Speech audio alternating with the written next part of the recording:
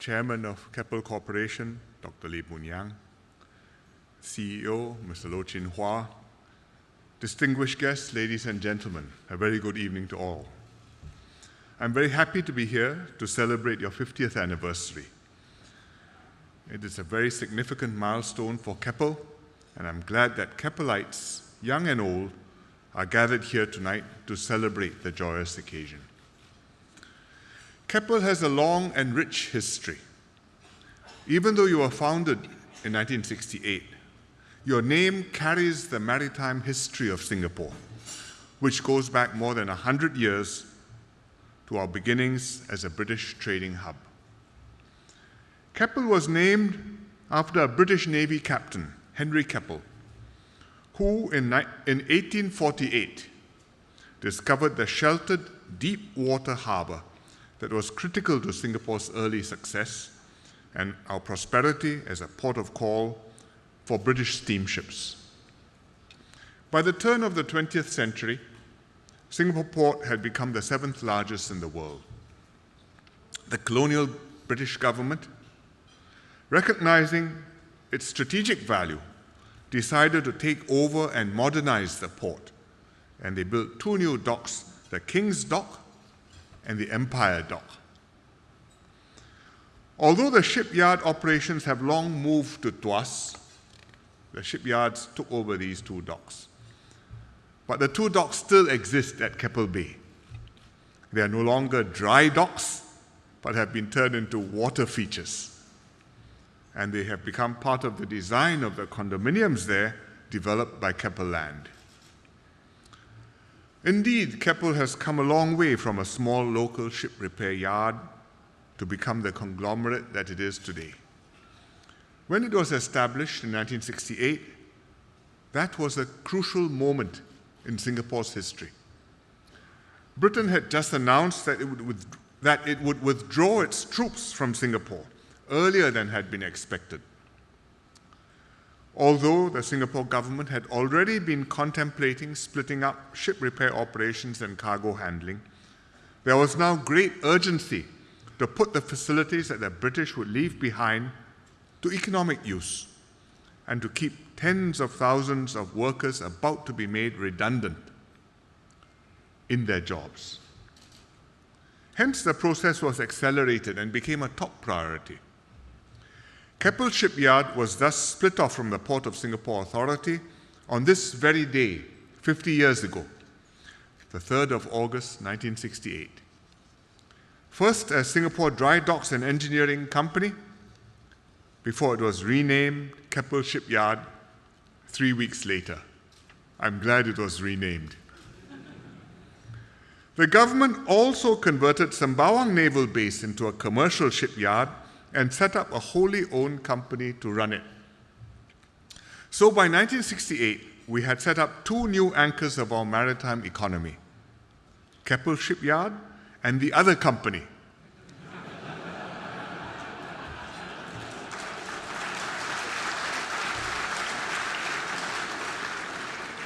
Tonight, I will concentrate on Keppel Shipyards since it's your anniversary. But the two companies were a critical piece of the government's industrialization plan, uplifting the livelihoods of many Singaporeans by creating well-paid jobs which we desperately needed. And in the long term, the two companies helped Singapore develop our engineering capabilities and external wing. The two companies competed fiercely with each other. The competition sharpened both.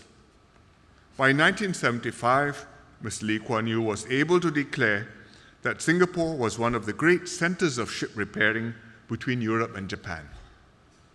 Both became world-class companies in ship repair and later on world leaders in building offshore platforms.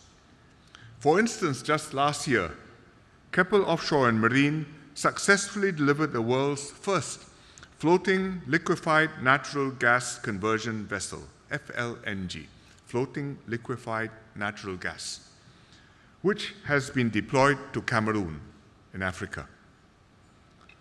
Over the years, we did try several times to persuade the two companies to merge. I was involved in one of the marriage efforts. But by the time we tried that, the two companies had developed distinct cultures and strong competitive instincts, and they also had their own boards and shareholders, and therefore we never managed to bring them together.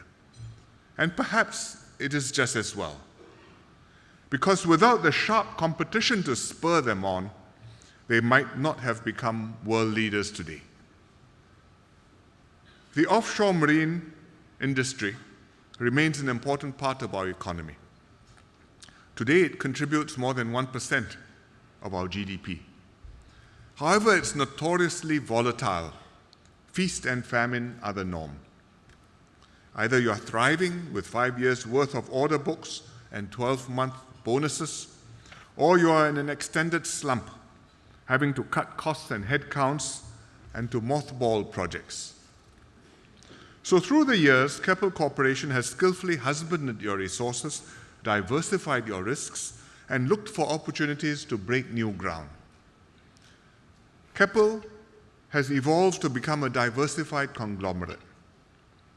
It now has 4 core businesses: offshore and marine, property, infrastructure, and investments. It's seeking to deliver solutions for sustainable urbanization, as your mission puts it, profitably, safely, and responsibly. Keppel Infrastructure is working on a new Keppel Marina East desalination plant, the first large-scale dual-mode desalination plant in the world that's able to treat both seawater and fresh water. You have a significant presence in more than 20 countries worldwide. Overseas markets account for more than half your total revenues. In fact, Keppel was one of the first Singapore companies to venture abroad with great success, including to developing countries such as China and Vietnam when they were opening up. So when Singapore launched G2G projects with China in Suzhou and later on Tianjin, you were a natural candidate to lead the consortiums. Even as far away as Brazil, your operations have been very successful, although in recent years, you did run into some problems. Wherever Keppel's business takes it in the world, it's seen as a Singapore company and it flies the Singapore flag. Keppel's roots are in Singapore, and its far-flung operations link back to Singapore and strengthen our domestic economy.